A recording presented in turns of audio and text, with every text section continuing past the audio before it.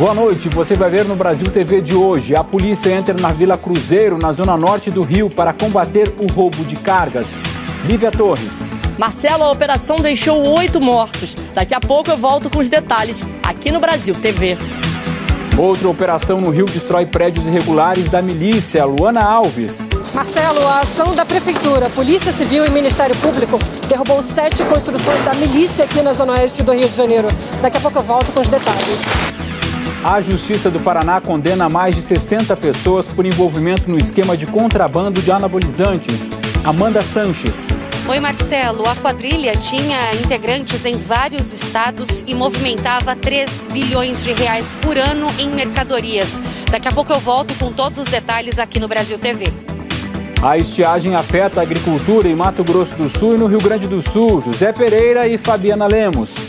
Marcelo, no caso das plantações que ficaram sem água durante a fase de enchimento dos grãos, a perda da produção é total e vai afetar diretamente a vida do consumidor. Já já eu trago mais informações aqui no Brasil TV. Marcelo, o governo federal reconheceu situação de emergência em 33 municípios por causa da estiagem. Daqui a pouquinho eu volto com mais informações aqui no Brasil TV.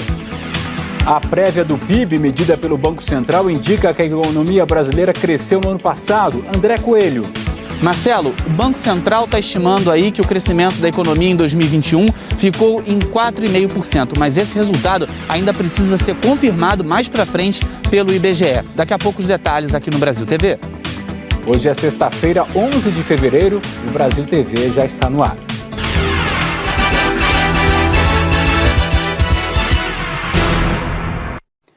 E o Brasil TV começa com uma operação policial na Vila Cruzeiro, que fica na zona norte do Rio de Janeiro, que terminou com 8 mortos. A Lívia Torres acompanhou a ação contra o roubo de cargas.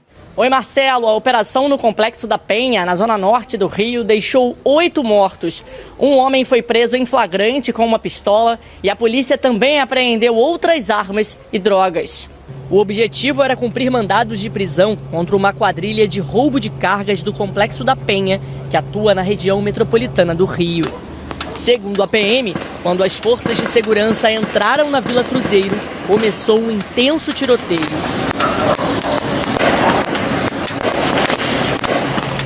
Os agentes encontraram motos e carros abandonados em trilhas que dão acesso a outras comunidades. A casa de um morador foi atingida por disparos. Os vidros ficaram estilhaçaos. A janela de um táxi também foi quebrada por tiros. Vai, galera, esse táxi aqui privado de bala. Nesse ponto aqui, onde está a PRF. Mais acima aí, ali um veículo blindado. Vamos ver se tem tiro dentro dele aqui. A balaria pegou forte aqui nesse carro, ó. Na semana passada, o Supremo Tribunal Federal determinou que o governo do Rio adotasse medidas para reduzir a letalidade de ações policiais em comunidades do estado e deu prazo de 90 dias para que o plano fosse apresentado.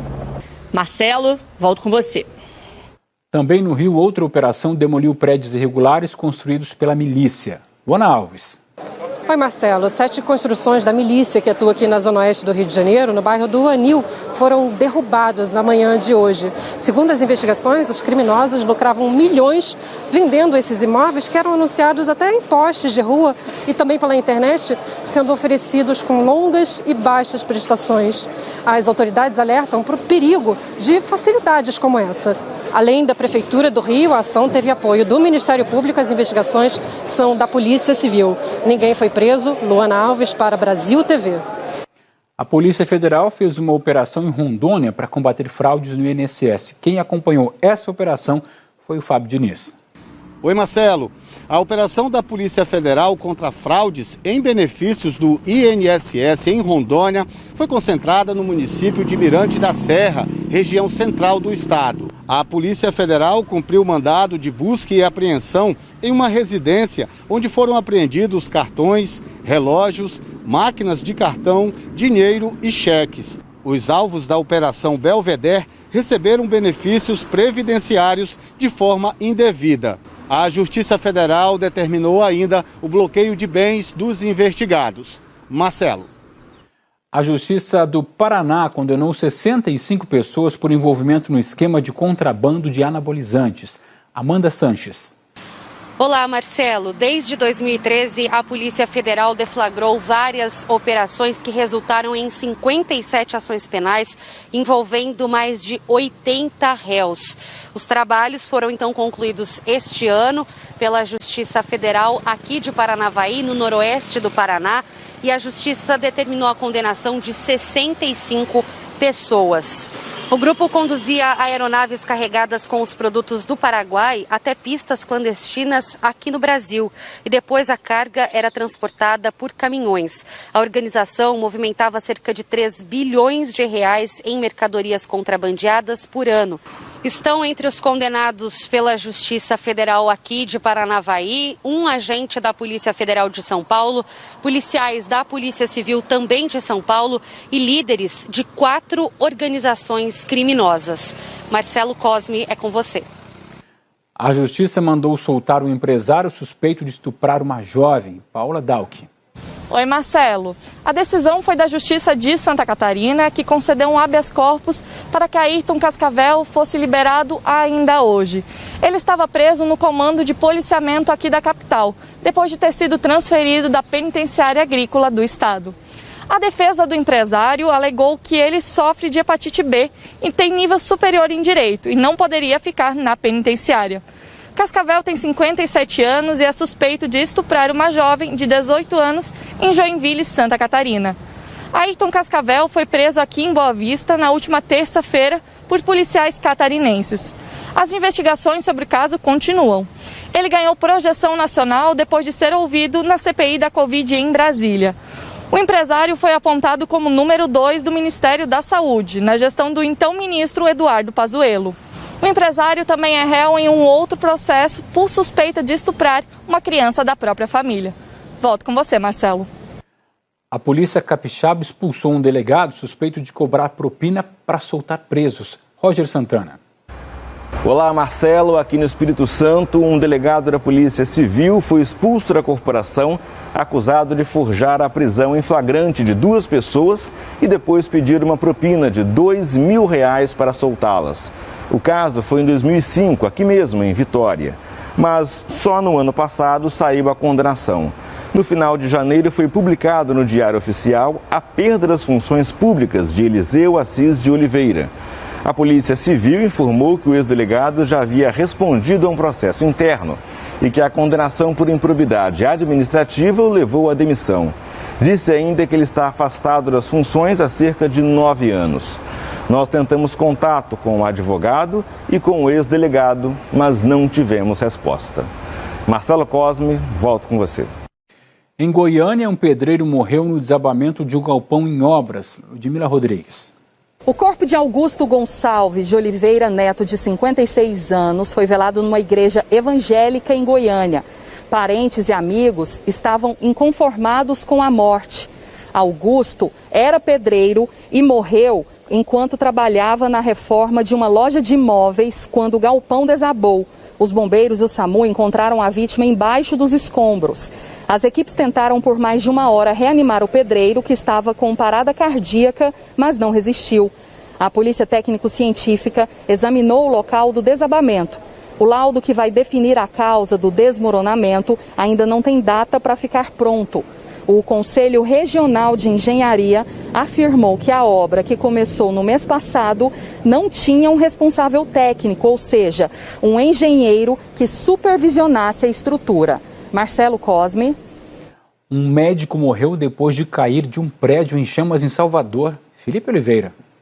Olá, Marcelo. Essa tragédia aconteceu na rua Presidente Kennedy, que fica no bairro da Barra, aqui em Salvador. A informação que a gente tem é que esse incêndio começou por volta das 2 da madrugada, no 2º andar, no apartamento 202. Esse médico pediatra morava no 3º andar, bem em cima de onde o incêndio começou. Ele, viu a fumaça entrando, acordou desesperado, chegou na varanda, viu que alguns vizinhos já aguardavam aqui embaixo e nesse momento ele se desespera, tenta subir para o 4º andar, tentar, mas não consegue, se desequilibra e acaba caindo aqui. Ele não resistiu aos ferimentos e o laudo da perícia técnica, que vai apontar o que causou esse incêndio, deve ficar pronto em até 30 dias. Mas até então a informação que a gente tem, informação inicial, é de que um curto-circuito em um ar-condicionado pode ter causado esse incêndio, que resultou aí na morte desse médico e no ferimento de outras 3 pessoas. É com você aí no estúdio. Aracaju cancelou o ponto facultativo no Carnaval. Rafael Carvalho conta que a volta às aulas também foi adiada por lá. Oi, Marcelo. O governo de Sergipe decidiu suspender o ponto facultativo de Carnaval como uma das medidas para conter a explosão de casos de coronavírus. Ontem, uma reunião do Comitê Técnico Científico apresentou dados que prevêem um novo pico de contágios e internações em Sergipe até o final deste mês. O governo decidiu ainda pelo adiamento da volta às aulas, que estavam previstas para o dia 21 de fevereiro. Com o novo decreto, as aulas devem ser retomadas apenas no dia 7 de março. Além de evitar a circulação de alunos, a ideia é ampliar a vacinação desse público. Uma força-tarefa vai levar vacinação dentro das escolas. Sergipe tem hoje 150 mil alunos matriculados na rede estadual de ensino. Marcelo? A Vigilância Sanitária de Teresina notificou 17 escolas por descumprir normas de prevenção contra a Covid. Ravi Marques. Oi, Marcelo. Até agora, as equipes da Vigilância Sanitária de Teresina já notificaram 17 unidades de ensino aqui na capital, apenas nos meses de janeiro e fevereiro de 2022. Ao todo, 33 escolas, faculdades, cursos técnicos, além de outras instituições de ensino particulares da capital, foram vistoriados. Segundo a Vigilância Sanitária, a maioria das denúncias é em relação à não suspensão de turmas, mesmo após 2 ou mais estudantes testarem positivo, ou por salas de aula aglomeradas, ocupação maior do que a máxima permitida e também a ausência de disponibilidade de álcool em gel em pontos estratégicos pelo ambiente escolar. A Vigilância Sanitária garante que as fiscalizações vão continuar. Volto com você, Marcelo Cosme. O município no interior de Alagoas está recebendo a caravana da vacinação. Carla Vilela. Oi, Marcelo, é isso mesmo. No município de São José da Laje, zona da Mata de Alagoas, a prefeitura está fazendo a caravana da vacinação contra a Covid-19. A ideia é percorrer 36 comunidades rurais do município. As equipes estão indo de porta em porta, vacinando a população. A estimativa é atingir um público de mais de 6 mil pessoas.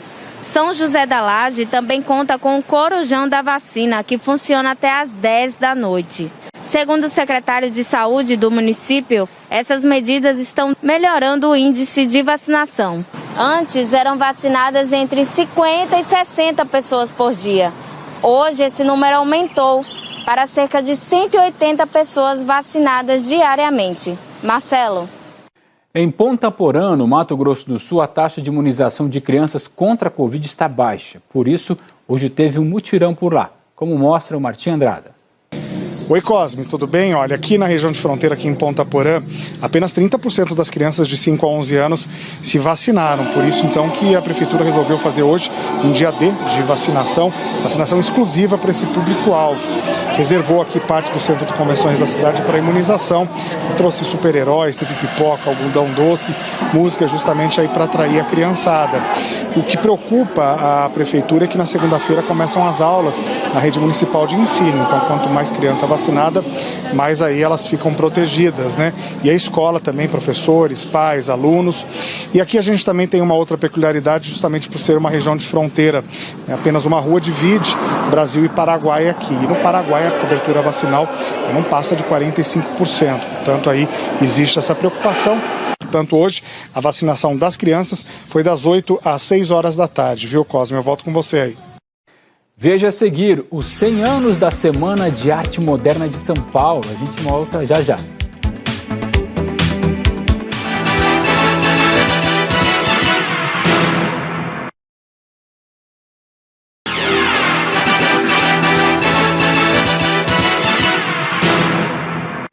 O Brasil TV está de volta com a prévia do PIB. O indicador do Banco Central estima que a economia voltou a crescer no ano passado. Quem traz esses números para a gente é o André Coelho. Olá, Marcelo. Olá, amigos do Brasil TV. Essa previsão de 4,5% do Banco Central, ela está bem próxima com a previsão do governo. O Ministério da Economia está estimando que o crescimento da atividade econômica em 2021 foi de 5,1%. Esses números, claro, ainda precisam ser confirmados mais para frente, quando o IBGE divulgar o resultado do PIB para o ano passado. Essa recuperação apresentada por esses números acaba aí prejudicada pelo avanço da inflação que a gente tem visto nos últimos meses. Ultrapassou aí a marca de 10% pela primeira vez desde 2015. Desde o ano passado, o índice de crescimento da economia variou bastante. A gente observou uma forte queda desde o começo da pandemia, uma forte recuperação e daí o sobe e desce, que chegou agora em dezembro com um resultado de 0,33% de avanço na atividade econômica do mês. E isso indica que no último trimestre houve uma estagnação e também indica que a economia perdeu bastante força no segundo semestre. Volto com você, Marcelo. Servidores de Florianópolis entraram no segundo dia de greve. Eduarda Deminec mostra que até o lixo está se acumulando nas ruas. Oi, Marcelo. A decisão de continuar em greve foi tomada hoje em assembleia pelos servidores públicos municipais aqui de Florianópolis, que envolve os servidores da CONCAP, que é uma autarquia que faz a limpeza urbana da cidade, também servidores da saúde, educação e da assistência social. Essa decisão de continuar em greve, ela vem mesmo depois de uma decisão da Justiça que considera a greve dos servidores públicos municipais ilegal. Inclusive, o Tribunal de Justiça impôs uma multa diária ao Sintrazen, que é o sindicato dos servidores públicos municipais aqui de Florianópolis, de R$100 mil, caso a greve continue. E autoriza a Prefeitura de Florianópolis a descontar o salário dos servidores que não forem trabalhar por conta das manifestações. Como vocês podem ver, os impactos já são sentidos pela cidade, principalmente na limpeza urbana. O lixo aqui está acumulado desde quarta-feira. Agora, a Prefeitura já contratou equipes para fazer a retirada desses resíduos que estão por toda a cidade. A gente vai seguir acompanhando. A Prefeitura da capital diz que tanto os acordos quanto os salários dos servidores estão em dia. Marcelo. Em Rio Branco, a nova frota da empresa de ônibus deveria começar a rodar essa semana, mas teve a data mais uma vez adiada. Dérico Silva. Olá, Marcelo. Mais de 30 ônibus de uma empresa de São Paulo chegaram em Rio Branco para assumir linhas que foram abandonadas pela antiga empresa. A crise no transporte público em Rio Branco se arrasta desde 2020. A situação é investigada na Câmara de Vereadores em uma CPI que já dura 6 meses. No final do ano passado, a Prefeitura da capital decretou situação de emergência e anunciou a contratação de outras empresas para prestar o serviço. Depois que a empresa que atuava na cidade abandonou os trabalhos, cerca de 30 mil pessoas foram afetadas com a falta de coletivos. A previsão era que novos veículos começassem a circular hoje aqui na capital, mas isso não aconteceu. A nova previsão é que eles comecem a circular no próximo domingo. É com você, Marcelo. E falando nisso, Pernambuco reajustou a passagem dos ônibus na Grande Recife. A Camila Torres traz os novos valores. Olá, Marcelo. Os novos valores das passagens de ônibus começam a ser cobrados neste domingo. Os donos das empresas de ônibus queriam reajuste de 22,67%. Mas a proposta que foi aprovada pelo Conselho Superior de Transporte Metropolitano foi a do governo do estado, de aumento de 9,69%. E os valores ficam assim. No anel A, a passagem passa de R$ 3,75 para R$ 4,10 e no anel B, de R$ 5,10 para R$ 5,60. No horário das 9 às 11 da manhã e de 1h30 até as 3h30 da tarde, tem desconto de R$ 1,00 na passagem. Além disso, o governo do estado também vai pagar neste ano R$ 200 milhões às empresas em forma de subsídio. Entre os passageiros, muita reclamação por causa do anúncio do aumento da passagem de ônibus. Quase 1 milhão de pessoas usam o transporte público na região metropolitana do Recife todos os dias. E essas pessoas reclamam que são poucos ônibus, ônibus velhos e horários que não são respeitados. Impossível fazer o distanciamento social em viagens lotadas com passageiros que precisam ir no aperto, como a gente está vendo nessas imagens. Marcelo. Mato Grosso foi o estado com o maior número de alertas de desmatamento da Amazônia em janeiro. Yanara Garcia. Boa tarde, Marcelo. Entre os dias 1º e 31 de janeiro, os alertas apontam para um total de 430 quilômetros quadrados desmatados. Ainda que tenha chovido mais neste ano na região, a área desmatada na Amazônia em janeiro foi 4 vezes maior do que no mesmo período do ano passado. Também foi a maior área com alertas para o mês desde 2016, quando foram iniciadas as medições do DETER-B. Os alertas de desmatamento se concentram principalmente nos estados de Mato Grosso, Rondônia e Pará. Marcelo Cosme. Mais de 30 municípios de Mato Grosso do Sul estão em situação de emergência. O José Pereira conta que o motivo é a seca. Olá, Marcelo. Esse reconhecimento federal já considera o decreto do governo do estado do dia 3 de janeiro, que declarou situação de emergência por 180 dias. A medida autoriza, por exemplo, os órgãos públicos a empregar e destinar recursos financeiros, materiais e humanos nas operações de abastecimento de água. Não choveu o suficiente em dezembro e janeiro. E segundo a Embrapa, para se ter uma ideia, este já é o verão mais quente dos últimos 20 anos. No campo, a situação é ainda mais preocupante. A produção de soja aqui de Mato Grosso do Sul deve sofrer uma queda de mais de 8,5% se comparado com o que foi colhido no ano passado. Cosme, eu volto com você. A seca também afeta a agricultura no Rio Grande do Sul. Fabiana Lemos. Oi, Marcelo. Falta água nas lavouras para renovar as pastagens do gado e até para os animais beberem.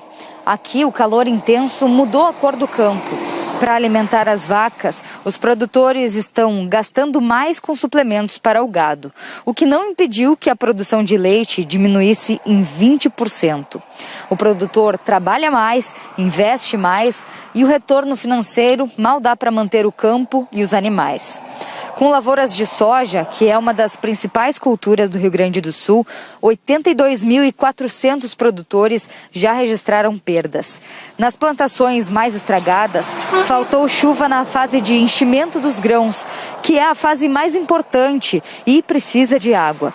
Esses produtos são cultivados, na maioria das vezes, em pequenas hortas. Nem os produtores que têm irrigação artificial escapam desse problema, porque não tem atualmente de onde puxar água. Rios e açudes estão com os níveis baixos e alguns até já secaram totalmente. Marcelo. Já em Minas Gerais, a situação é de alerta na cidade de Pato de Minas por causa da chuva. Paulo Barbosa. Oi, Marcelo. Pois é, a situação aqui em Patos de Minas, no Alto Paranaíba, é crítica por causa da chuva dos últimos dias, últimas semanas, já tem causado muitos transtornos. A Secretaria de Desenvolvimento Social e a Defesa Civil já retiraram 125 famílias das casas, são mais de 300 pessoas que foram levados para abrigos ou casas de parentes. O problema é porque o Rio Paranaíba, que corta aqui a região, ele está transbordando, já subiu quase 12 metros acima do nível normal. E nós estamos ainda com outro problema aqui na região, é a rodovia BR-365, importante ligação do interior de São Paulo, Triângulo e o Nordeste do Brasil. Nesse trecho aqui em Patos de Minas, próximo à ponte do Córrego dos Vieiras, abriu rachaduras no asfalto e um buraco na lateral da pista. O DENIT e a Polícia Rodoviária Federal sinalizaram o local e o tráfego por ali está somente em meia pista e no sistema pare e siga. O DENIT informou que os técnicos estão avaliando a situação, mas ainda não tem um prazo para começar obras nesse trecho. Com você, Marcelo. A cheia também atinge 6 cidades no noroeste do estado do Rio. João Villarreal. Olá, Marcelo. Aqui no noroeste do estado do Rio de Janeiro, as chuvas seguem trazendo alguns transtornos em 6 municípios banhados por 3 rios diferentes. Aqui em Santo Antônio de Pádua, o rio Pomba já voltou para o nível normal, mas ainda assim pelo menos 300 pessoas seguem desalojadas, principalmente nos distritos da zona rural do município. Em Pádua, 10 mil pessoas foram afetadas diretamente pela chuva.